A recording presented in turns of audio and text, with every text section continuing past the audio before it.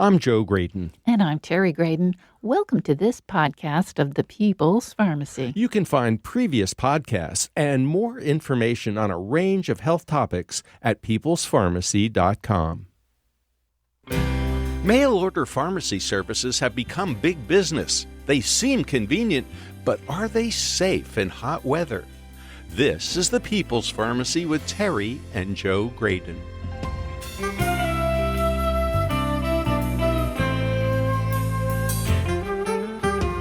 The FDA sets strict storage standards for every medicine it approves. A delivery truck could exceed those temperatures. Some medicines are critical for a patient's survival. Anti-cancer drugs, organ transplant medications, and many liquid or injectable products can't tolerate high temperatures. Is anyone enforcing the FDA guidelines on drug storage and shipping? FDA says it's not responsible. Who is? Coming up on the People's Pharmacy, do life-saving medicines lose effectiveness during shipping?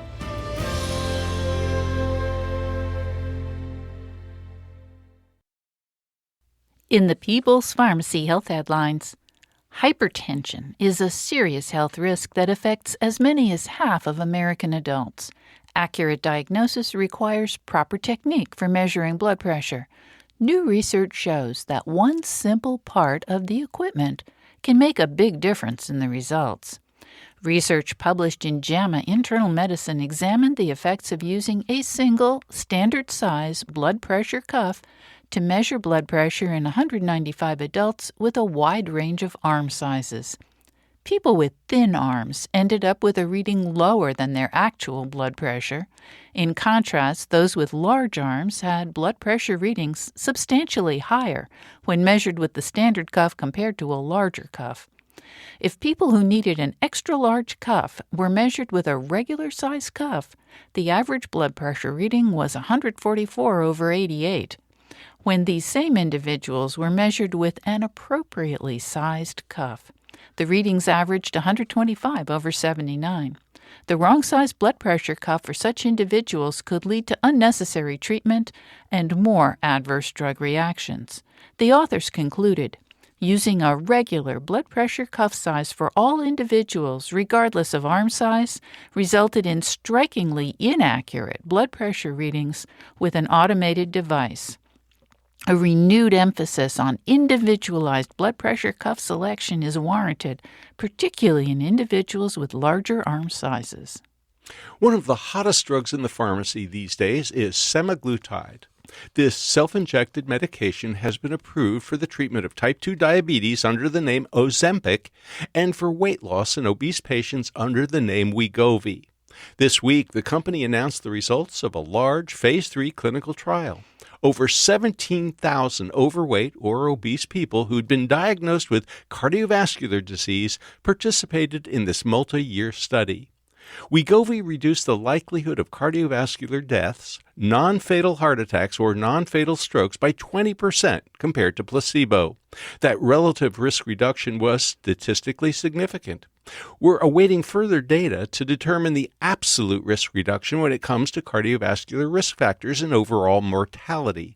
If insurance does not cover the cost of Wegovy, the price could be over $1,300 per month.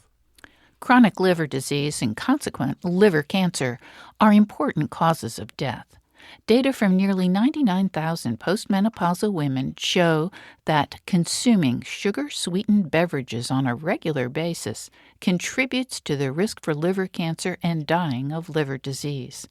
These participants in the Women's Health Initiative provided more than 20 years of follow-up data with periodic updates on their dietary habits.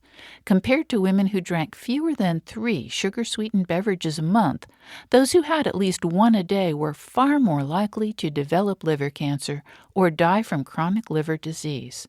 Consumption of artificially sweetened drinks did not have the same outcomes. What's the best kind of exercise to reduce all-cause or cancer mortality?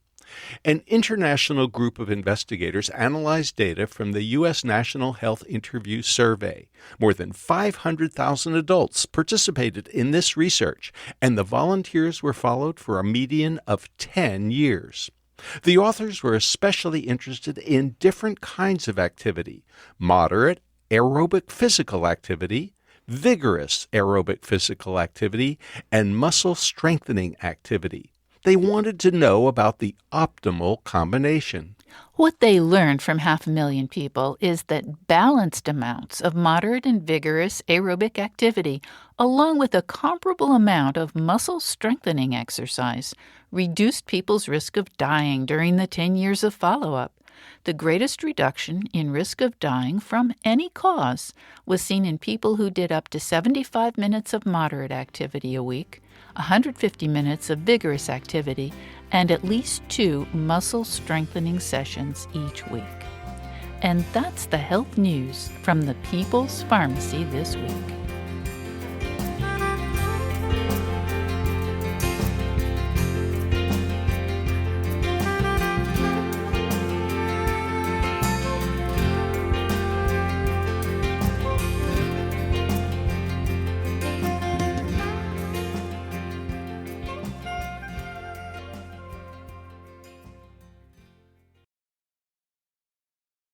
Welcome to the People's Pharmacy. I'm Terry Graydon. And I'm Joe Graydon. When you swallow your pills, do you assume that they'll work as expected? Most people do, but there are so many weak links in the chain that connects the drug manufacturer to the pharmacy and ultimately to the patient that medicines may lose their effectiveness along the way. We've heard from many people who get their medications through the mail. When they take them out of the mailbox, the package may be warm or even hot. How does that impact drug effectiveness? The Food and Drug Administration has very strict guidelines for the storage and transport of prescription drugs. Most need to be held at room temperature. For example, the most widely prescribed drug in America is atorvastatin. This cholesterol-lowering medication is supposed to be stored between 68 and 77 degrees Fahrenheit. Another commonly prescribed drug is Synthroid, or levothyroxine. It, too, is supposed to be stored between 68 and 77 degrees Fahrenheit, with excursions permitted. That means, for brief periods of time, it could get as cool as 59 or as warm as 86 degrees without damage. It does need to be protected from humidity and light. What happens, though, when critical medications get exposed to excessive heat or cold?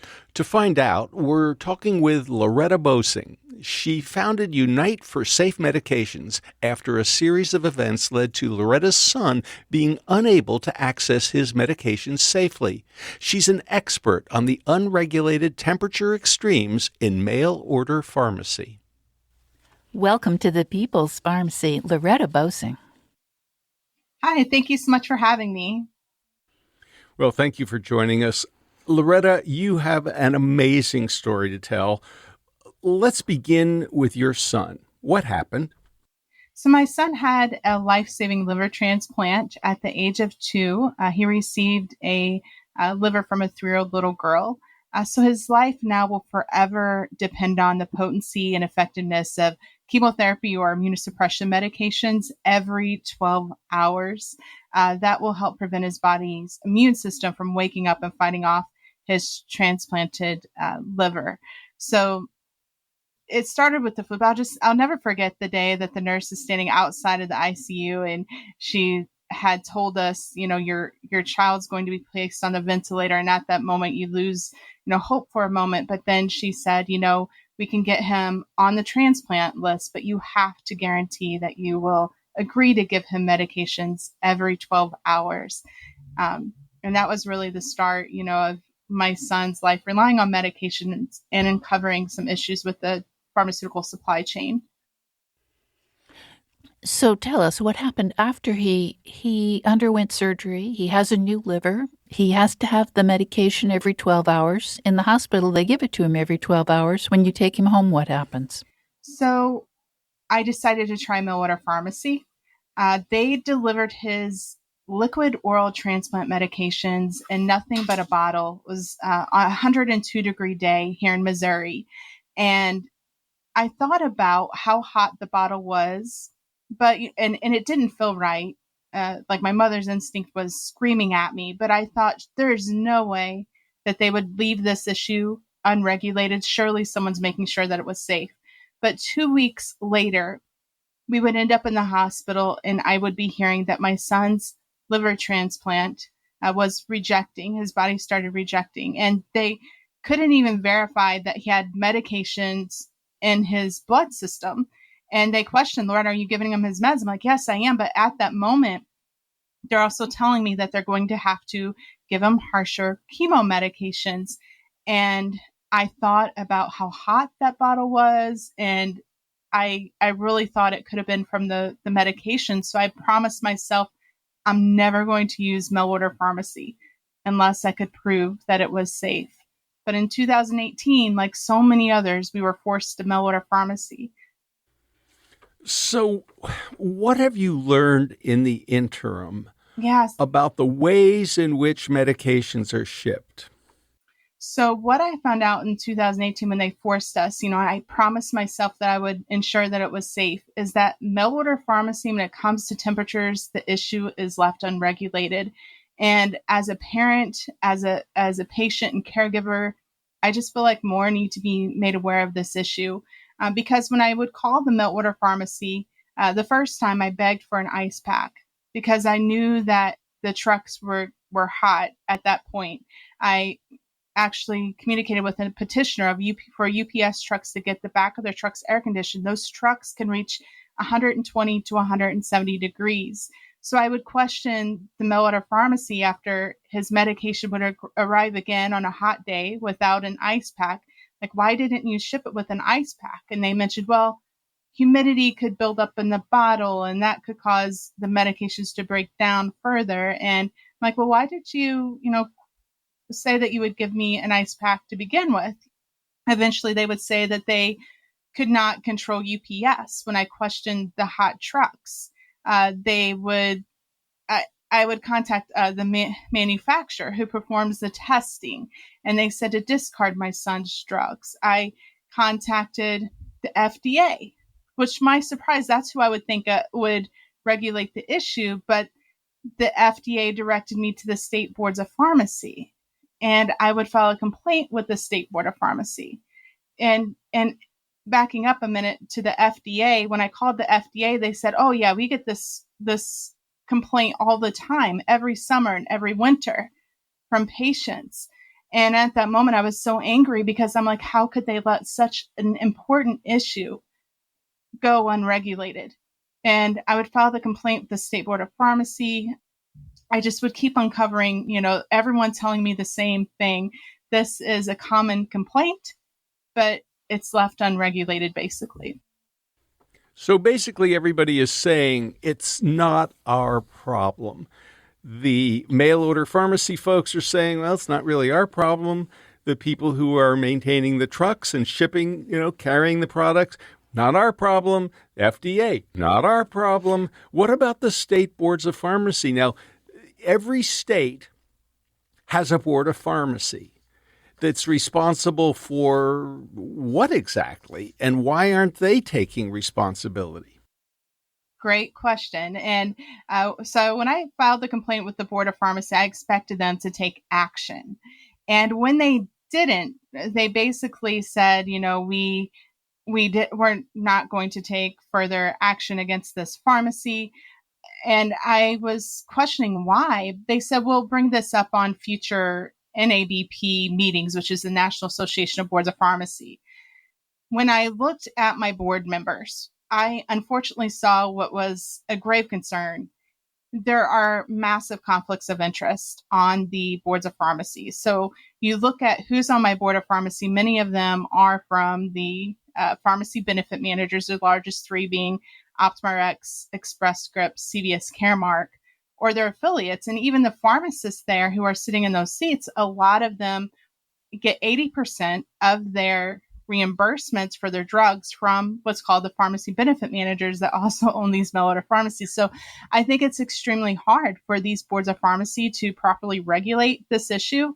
Recently, even at my own state board of pharmacy, a board member stated, Loretta, how are we supposed to regulate this issue when once the medication leaves the mail order pharmacy, we don't really, regulate the trucks. So it's just a major issue. Now, Loretta, you've mentioned pharmacy benefit managers, and I think some people have heard the term, but what do these organizations do actually? So pharmacy benefit managers, they manage pharmacy benefits. They help build the formulary, which is a list of medications covered. They have a major influence on where patients can get their medications billed. In our case, they were directing us to use their own mail order pharmacy. They are supposed to help bring down drug costs, but there's a lot of evidence showing that they're not doing that, even as they're steering to their own pharmacies. Loretta, this is a really scary scenario that you have presented to us. First of all, I think our listeners want to know, how is your son doing today and how are you managing his medications? Because as you point out, having had a liver transplant, he has to take medicine every 12 hours in order to prevent rejection of that organ. So what's going on? So actually, my son was doing well up until last week. We did get some bad news that his labs were elevated, meaning his liver transplant labs that they check regularly were elevated, and that was due to COVID. So at least that's what they believe. We'll hopefully see his numbers go down over the next couple months, they said. So, for the most part, he's doing a lot better since we've been able to use the local pharmacy, and that's only due to my advocacy. We would not have won the opportunity to get coverage of our son's life-saving medications locally without the media getting involved. So my son right now is doing great, but I just hope that I can keep him healthy. And, when I travel to state boards of pharmacy, I'm scheduled to travel to Texas next week. They're going to be passing over the second state, hopefully, to pass regulations for temperatures by mail. Arizona the following week, but with his condition, if it deteriorates, I don't know if I'll be able to be there.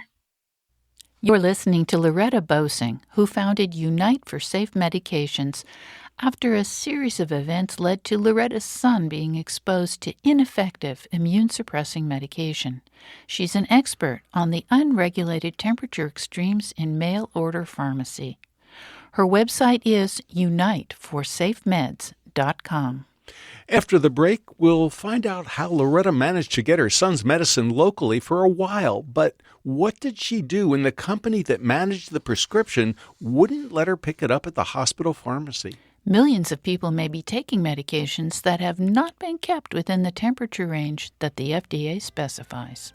Patients could do everything right and still have problems with medicines that were exposed to excessive temperatures in transit. Why don't shippers use temperature sensors in their packaging? At least that way you'd know if there'd been a problem with the medicine. High-tech drugs like monoclonal antibodies may be even more vulnerable to heat than ordinary pills.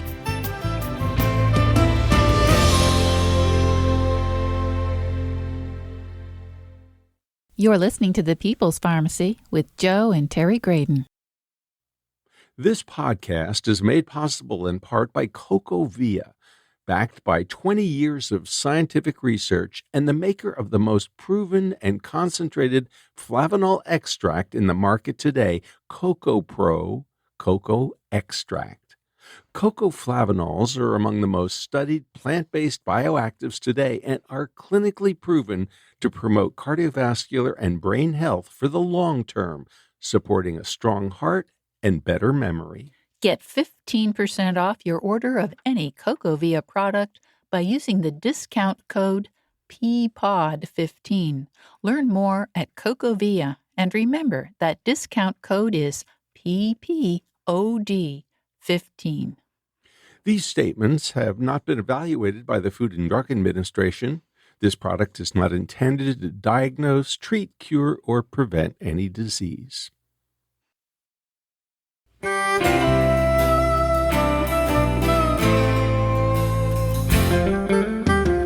Welcome back to the People's Pharmacy. I'm Terry Graydon. And I'm Joe Graydon. The People's Pharmacy is made possible in part by CocoVia dietary supplements. CocoVia Memory and Focus is a unique formula made with a special blend of ingredients that work together to promote attention and support long-term memory. It supports 5 areas of brain performance, all in one capsule.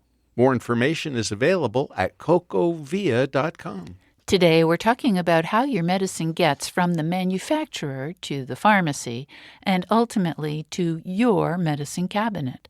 What can go wrong? And how could that affect your health? You might think that the Food and Drug Administration would be concerned about the way in which the medications are stored and shipped. The agency has very strict guidelines that it establishes for every medication that it approves. But it doesn't seem concerned about enforcing the guidelines and keeping the medications within its narrow range of temperatures. How does that affect patients' health? Mail-order pharmacies could put temperature sensors in every package they ship. These inexpensive monitors could go a long way towards establishing if a drug has been exposed to excessive heat or cold. They're used for frozen food products, vaccines, blood, and diagnostics. Why not your medicines? We're talking with Loretta Bosing. She founded Unite for Safe Medications after a series of events led to her son being given medications that had not been shipped under temperature control. She's an expert on the unregulated temperature extremes in mail-order pharmacy. Loretta, we're certainly concerned about your son, and we hope that he will make a wonderful recovery. You mentioned that you're no longer buying the medicine by mail order. How do you get it, and how did you arrange that? So prior, we were using the hospital pharmacy. And then after COVID started, we wanted to try the independent pharmacy. Our independent pharmacy, through this, I learned that independent pharmacies offer often free delivery in temperature-controlled vehicles. And that is really the safest way for medications to be delivered. So I knew that's what I needed. And I started a petition that has 220,000 supporters. And I would find that independents really offer some of the best services. So I first tried to appeal. My physician tried to appeal for us to be able to get the medications locally. It was denied. So then I let them know that I would be contacting the media. And I did. I filed every complaint, and then I got the media involved. Once the media was involved, like I said, they did let us use the local pharmacy. Anytime that there's insurance changes, though, I have to fight again in that same way and hope that I will be granted mercy to be able to protect my son's life-saving medications. Well, Loretta, you have been an activist when it comes to protecting your family and also interacting with boards of pharmacy and the FDA and the truckers. But there are tens of millions of people around this country who rely on mail-order medicine. We met a woman not too long ago who was getting a medication for breast cancer, and she was saying, this medication is coming at over 100 degrees because the truck is so hot in the summer, and I'm worried that it may not work to prevent a recurrence of breast cancer. There are all kinds of folks out there who are taking critical medications that may not sustain temperatures of 120, 150 degrees for hours waiting to be delivered. And then, wait a minute, they end up in the mailbox. And we met an engineer several years ago. Terry, what was his story? Well, he actually kept records of his mailbox temperature in Arizona. And these temperatures were extremely high, over 100 degrees for most of the day during a good part of the summer. Wow. So, Loretta, what about all those other people, those tens of millions of people who are getting medications that are out of the specifications that the FDA requires? It's a concern. Whenever I spoke at the Oklahoma Board of Pharmacy, which was the first state in the nation to really pass some regulations with some teeth in it. And the students there actually had mentioned that 80% of medications are reaching outside of those safe guidelines by the FDA, as you had mentioned. And the patients aren't being warned that when their condition worsens, that it could be from the storage of their medications. The doctors are not being warned. But there's some of us, a small handful of us, that's figured it out whenever we end up in the hospital and they give the exact same medication and it's not, exposed to the extreme temperatures as long, and the medication works. Well, too often the blame is placed on the patient. Oh, the patient must have left the medicine in the glove box of the car while they went grocery shopping.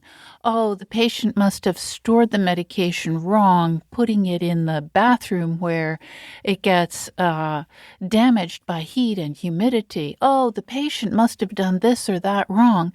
But what you're telling us is that the patient could do everything right, and the medication still could have been delivered in a state that is undesirable because it would have spent too long at very high temperatures.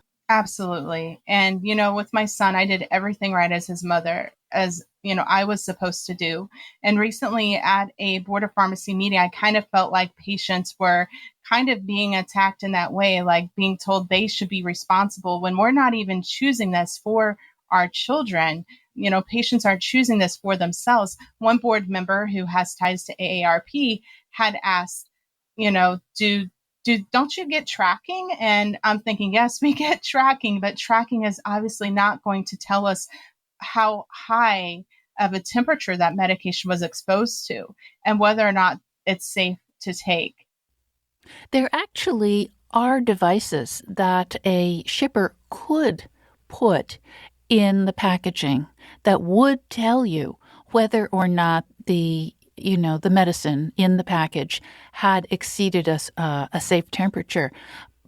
And they're not very expensive. They're 75 cents, $1, $1.50 per little device. But they don't do it. I wonder why not.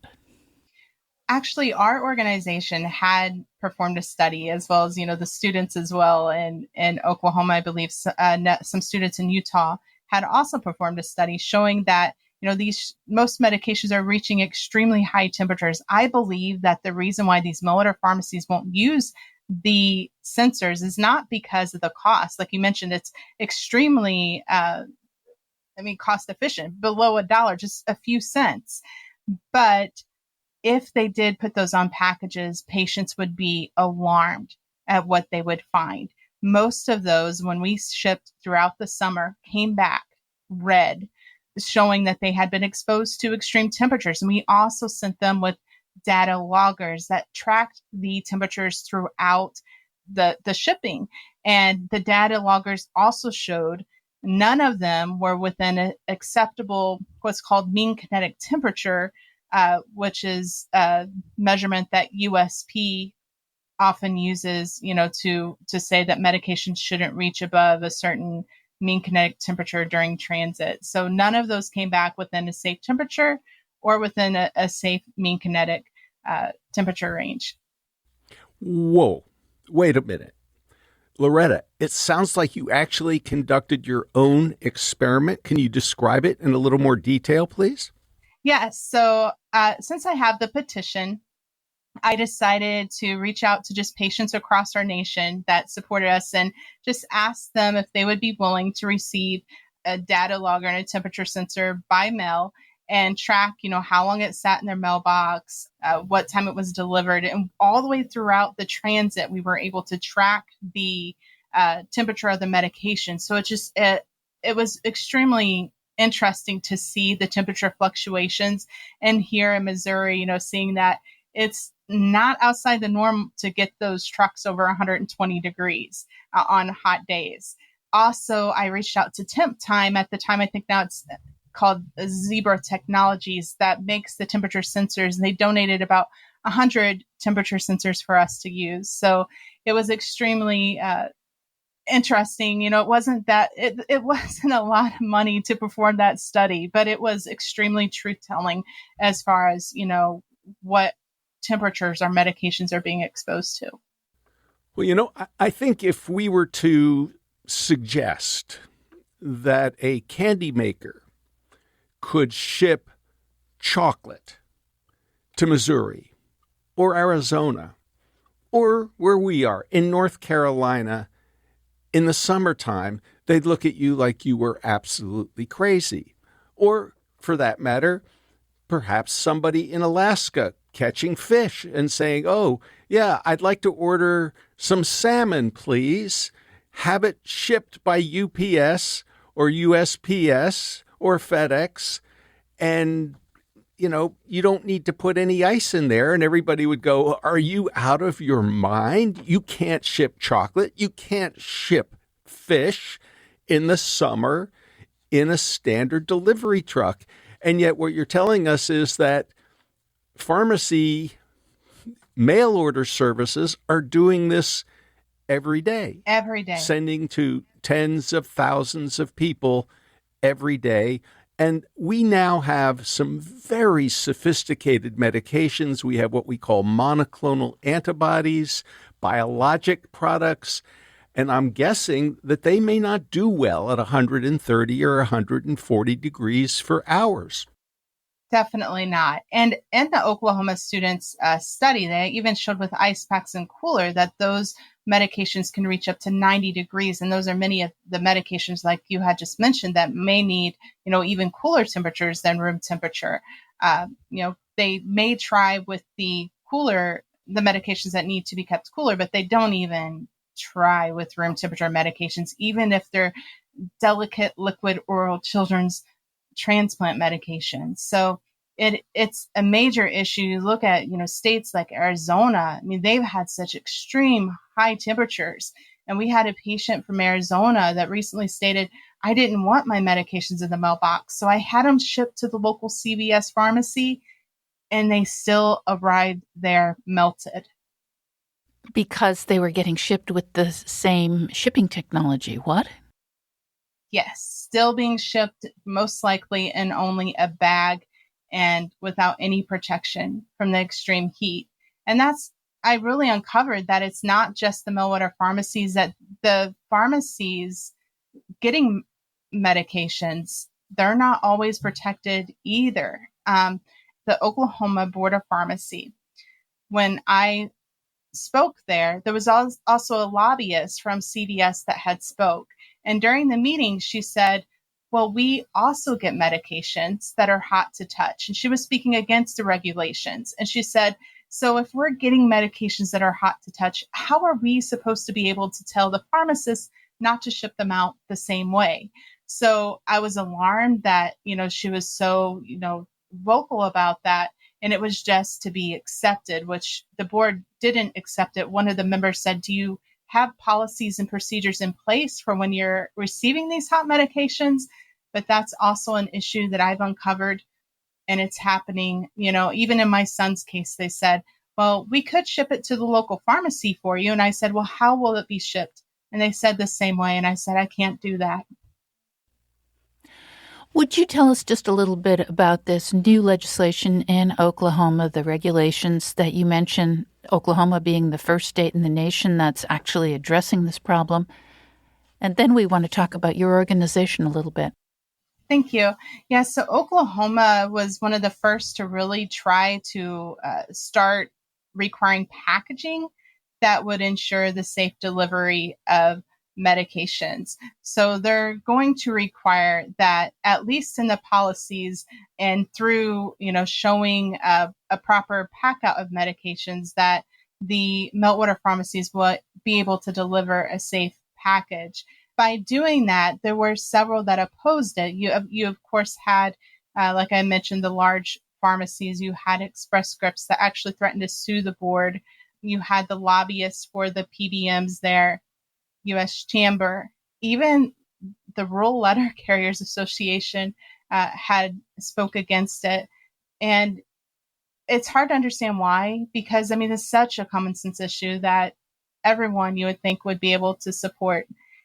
And I'm not sure, why I was caught off guard by them looking further into the Rural Letter Carrier Association and USPS. I noticed that on USPS's board, there are people from Cigna. There are members from Cigna on the USPS board. There's actually two of them. I'm not sure if they are both still on the Cigna board, but I know that they were, as of just a couple years ago. So there's a possibility that there's a conflict of interest operating there. Absolutely. That's my concern. Would you tell us, please, Loretta, about your organization, Unite for Safe Medications?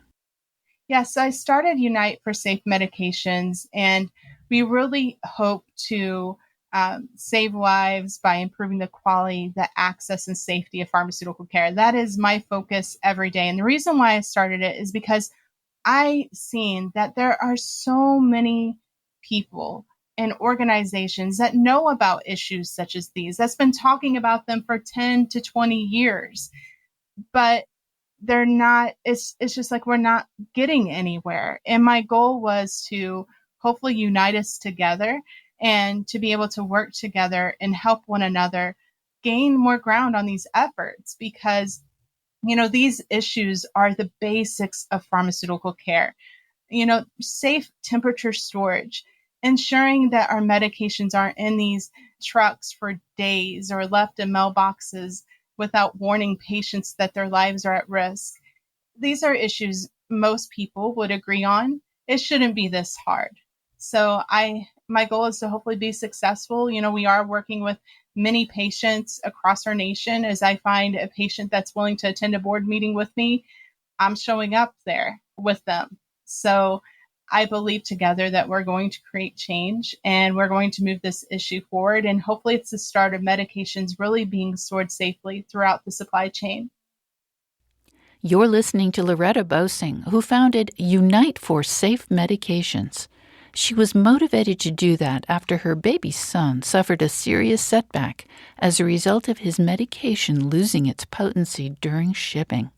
She's an expert on the unregulated temperature extremes in mail-order pharmacy. Terry, several years ago, a medication, a very popular drug called Zantac, ranitidine for heartburn, got pulled off the market because it was contaminated with nitrosamines. And what the FDA said was, well, if it was left a long time, especially at higher temperatures, that could have contributed to the formation of this potential cancer-forming chemical. So it turns out that storage and shipping are really important. But on the other hand, the FDA doesn't do anything about it. No, and I just don't get it. They have these very strict guidelines.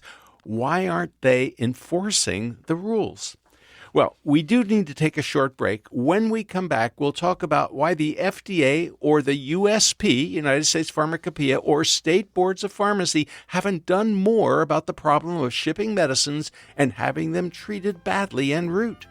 What does the FDA recommend for most medicines in terms of temperature for storage? We'll hear about other patients who have had problems with medicines damaged during shipping, and we'll find out what our listeners can do about this very serious problem.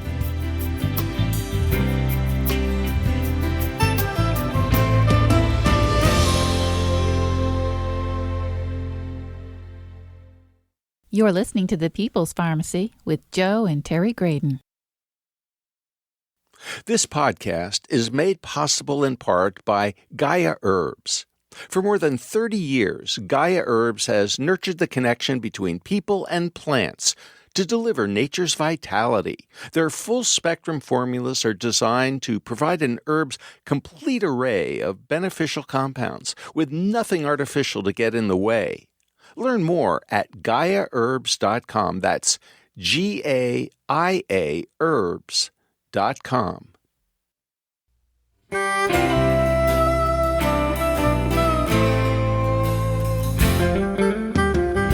Welcome back to The People's Pharmacy. I'm Joe Graydon. And I'm Terry Graydon. The People's Pharmacy is brought to you in part by Cocoa Via Dietary Supplements. Cocoflavanol supplements that support cognitive and cardiovascular health, made with a concentrated flavanol extract. More information at cocovia.com. When COVID vaccines were first developed, we heard a lot about the importance of keeping them super cold. Why isn't there a similar urgency around other medications that are supposed to be kept at room temperature? Our guest is Loretta Bosing. She founded Unite for Safe Medications after a series of events led to Loretta's son being unable to access his medications safely. She's an expert on the unregulated temperature extremes in mail-order pharmacy. Loretta, I am still astonished that no one is stepping forward to take responsibility. And when I say no one, I mean we're not getting pharmacy associations, and there are a number of them. Pharmacists should be absolutely incensed about this problem. Boards of pharmacy that are responsible for overseeing each state should be totally committed to your project and to your cause. Where's the USP, the United States Pharmacopoeia? Where's the Food and Drug Administration? After all, we know that both the Food and Drug Administration and the USP have looked at issues of storage temperature and what happens to medications that exceed safe temperature storage. And let's not forget the winter. I mean, we're focusing on high temperatures, but low temperatures are also a problem for some medications. And certainly in Minnesota, in February, it gets really cold. So if your medicine is sitting in the mailbox for 4 hours at sub-freezing temperatures, that may not be good for it. So where is everybody, Loretta? Why aren't they up in arms like you are? Exactly, where I am just so upset that this issue has, been able to go on for so long, because so many are turning their heads and their backs on the patients that they're supposed to protect. Whenever the Board of Pharmacy member said, well, how are we supposed to regulate this issue when we don't regulate the trucks? No, but you can regulate how they're shipped and delivered. You can at least start making the movement in the right direction to ensuring that those medications are stored safely, instead of just turning your backs on us and saying that you can't help. And I know that sounds harsh, but it's true. And it's not just the state boards of pharmacy, it is the FDA, because the FDA is aware that part of the supply chain is also a problem. The wholesalers shipping to the pharmacies in the same non-temperature controlled vehicles, that should have never been allowed, especially not in 2023, where we do have the technology. There is moral injury that's happening among our pharmacists today because of this issue. There are pharmacists that work in these mail order pharmacies, as well as pharmacists that are getting these hot medications that are just saying that they know this is a problem. But if they speak out, they're afraid they might lose their job. They might upset their wholesaler. When I spoke to NBC, I tried to get some of them to speak to NBC. They were afraid of retaliation. So a lot of the pharmacists are afraid of retaliation. They know, though, that this is not right, and they want to do something about it. But the associations get so much money. When you look at both the state boards of pharmacy and, some of the large pharmacy associations, look at who they get their money from. And you'll see it's from these pharmacies, it's from these wholesalers that are not shipping properly. Now, Loretta, the Food and Drug Administration issues guidance for virtually every medication that is approved by the FDA. And they have what they call their temperature range. And then they have something called excursions. So it's like how much variability they allow, both in storage and in transport or shipping. Can you give us some sense of what normal would be for most medicines? In a recent response from the FDA, we were told that medication should not exceed 86 degrees. FDA knows that these mail order pharmacies are not even coming close to adhering to that 86 degree mark, but they direct us to the boards of pharmacy. And they even have stated that if pharmacies are receiving, these medications in an unsafe way, that they should be reporting this to the FDA's MedWatch, And, we can also report to the state boards of pharmacy, but the FDA just seems to be kind of brushing off the problem and not taking it seriously when they know that our medications aren't being stored properly. USP, though, I will say USP showed up in Oklahoma, and they did, provide guidance to the board and the temperature committee that was formed there to help with the new regulation. And USP did, try to help explain, define, like, for example, the mean kinetic temperature and, how the mail order pharmacies can ensure safe storage of medications. But the longer that they allow this to go on, it's just, especially with the temperatures, increasing and just more patients being forced to mail order pharmacy, the lives at risk are massive. So we've been focusing primarily on how medicines get from, let's just say, wholesalers to pharmacies or through mail order pharmacies to patients. But there are a couple of other areas that I'd like you to address. First of all, I've long wondered about pharmaceutical sales representatives.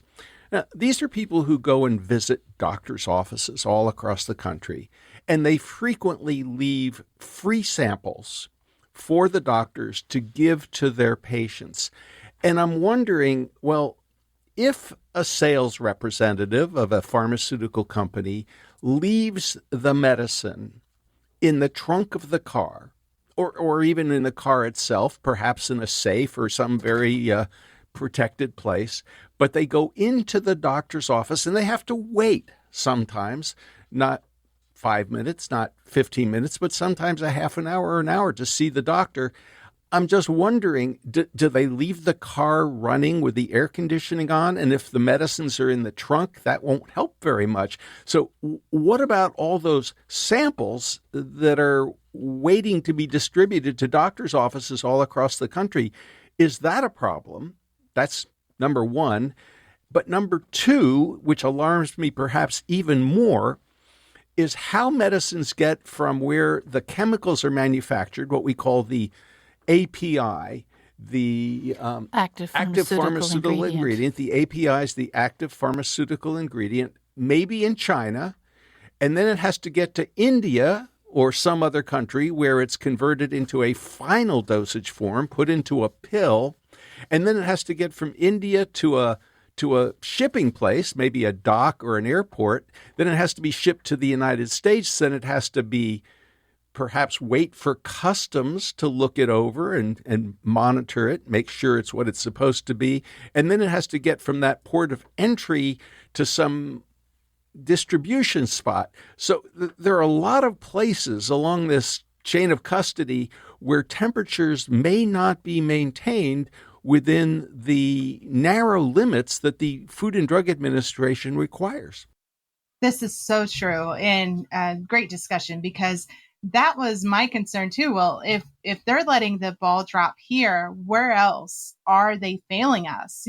Where else in the supply chain are they not looking at this issue seriously? And I've spoken to some of the sales reps who were trying to introduce new medications, and they spoke to me about the testing when medications are in trials, how carefully they're packaged, and they make sure that there's a temperature sensor, and if it's even questionable if that medication could be unsafe, it is tossed out during the trial and not used. And all of that critical importance of safe storage of medications. Once the drug comes to market, it feels like it's just no one cares anymore. I mean, it seems like the FDA doesn't seem to put as much serious on the issue. I don't believe that, some drug manufacturers, I know, that they are shipping these medications in ways that are not safe, whether they're using like a third party mail order pharmacy to evade some of the stricter rules with the FDA.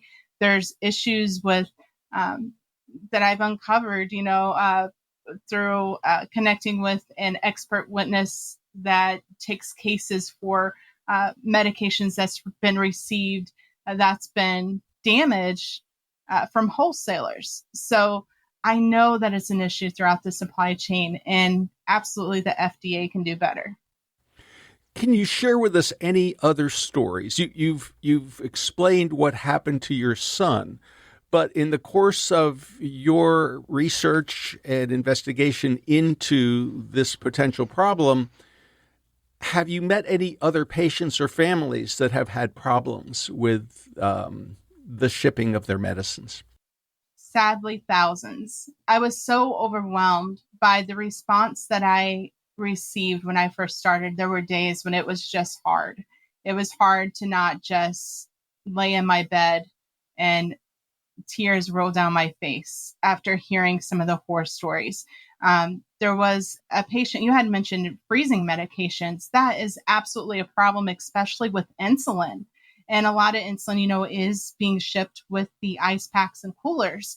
But there was a patient in Michigan who had a drug that was shipped from Texas. So think about, Texas can still be extremely hot in November.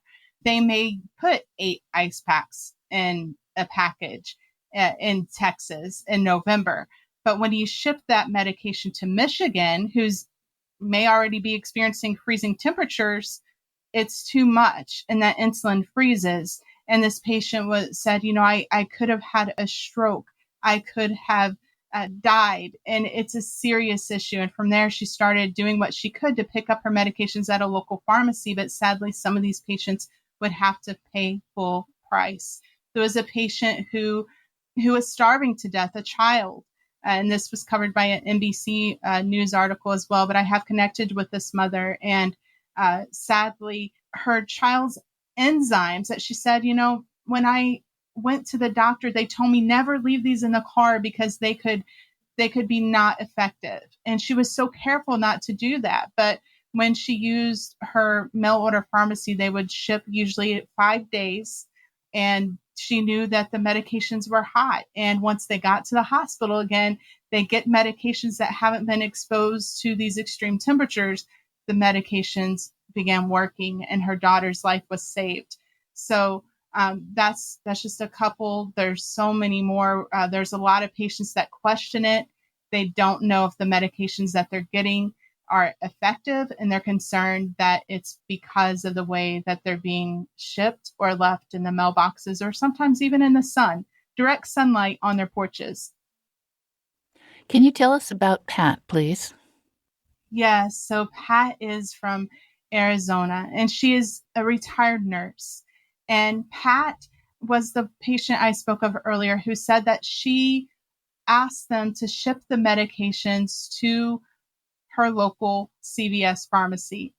And she would find out that this was an issue when her nurse had told her, make sure that you check out the bottle when you're at the counter. Because if they're at all like melted or sticking together, then you want to ask for a new bottle.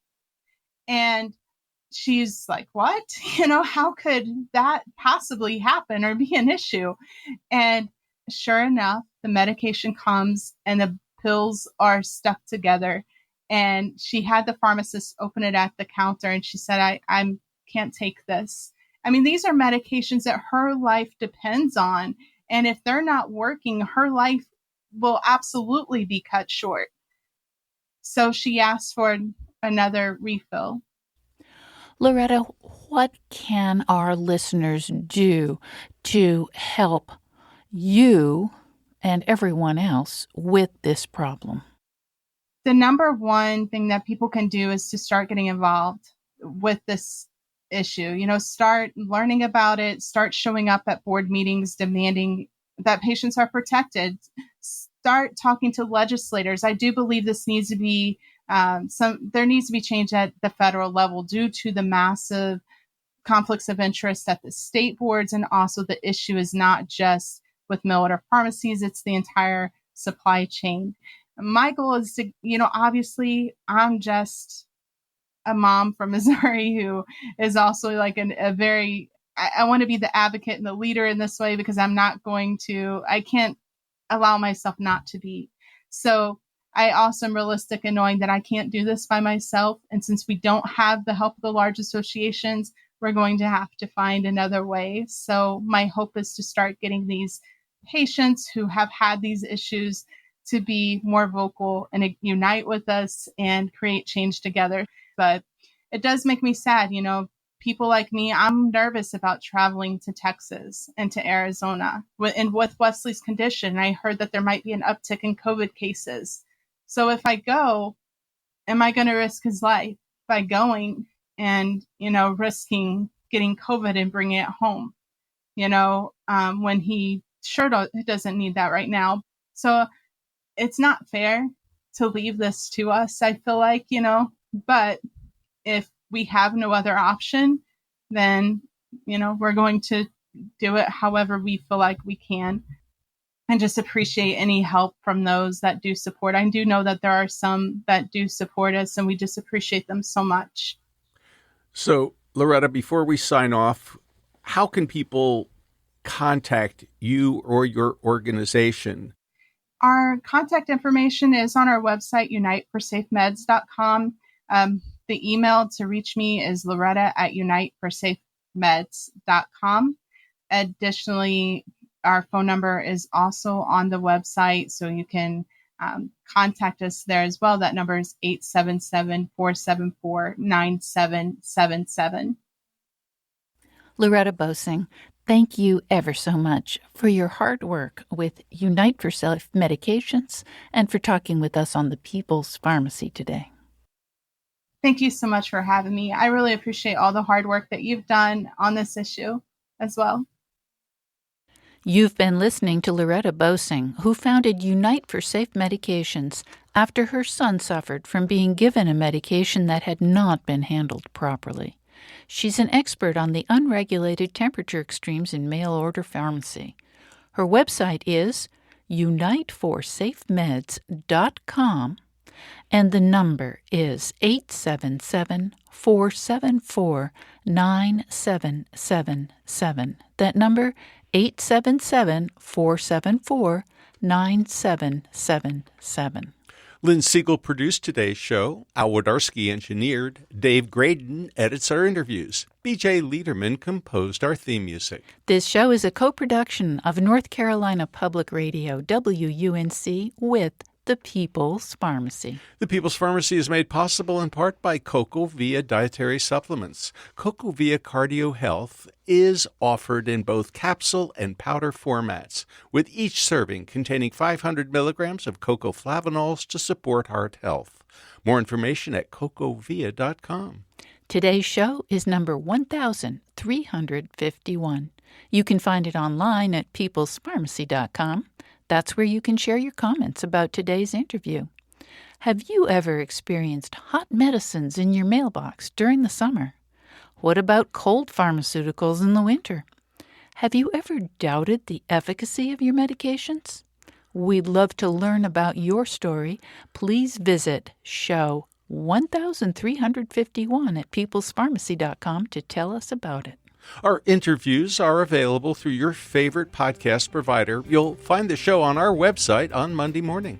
At peoplespharmacy.com, you can sign up for our free online newsletter and get the latest news about important health stories. When you subscribe, you also get regular access to information about our weekly podcast. You can find out ahead of time what topics we'll be covering. In Durham, North Carolina, I'm Joe Graydon. And I'm Terry Graydon. Thank you for listening. Please join us again next week.